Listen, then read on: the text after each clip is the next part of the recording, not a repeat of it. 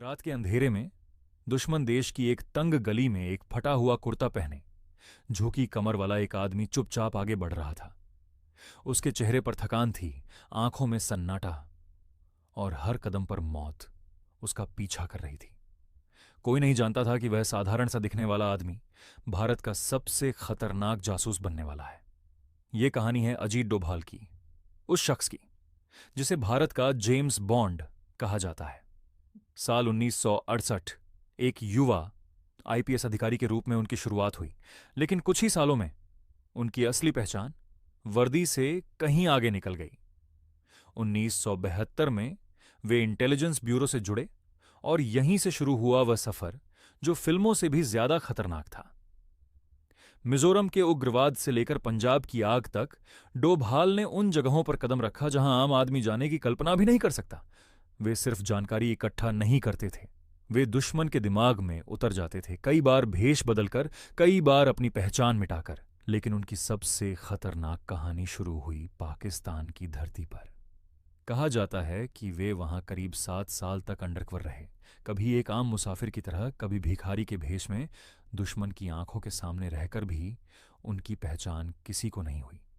हर दिन एक गलती का मतलब था सीधी मौत।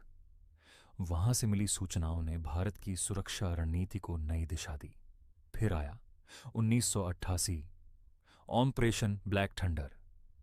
स्वर्ण मंदिर परिसर में छिपे आतंकियों के बीच घुसना आसान नहीं था, लेकिन डोभाल ने एक रिक्शा चालक के भेष में अंदर तक पहुंचकर वह जानकारी निकाली जिसने पूरे ऑपरेशन का रुख बदल दिया।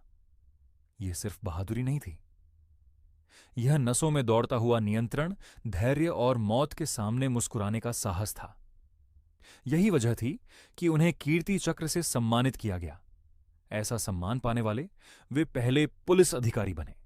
लेकिन असली ताकत सिर्फ उनके मिशनों में नहीं थी, बल्कि इस बात में थी कि वे हमेशा परछाई बनकर रहे।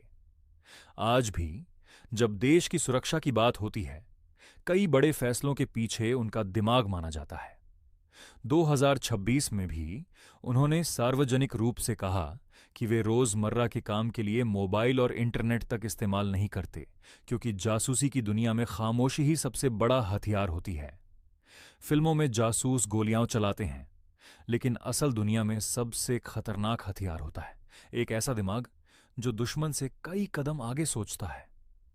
और शायद यही वजह है कि अजीत डोभाल सिर्फ एक नाम नहीं, भारत की सुरक्षा की सबसे रहस्यमयी परछाई है।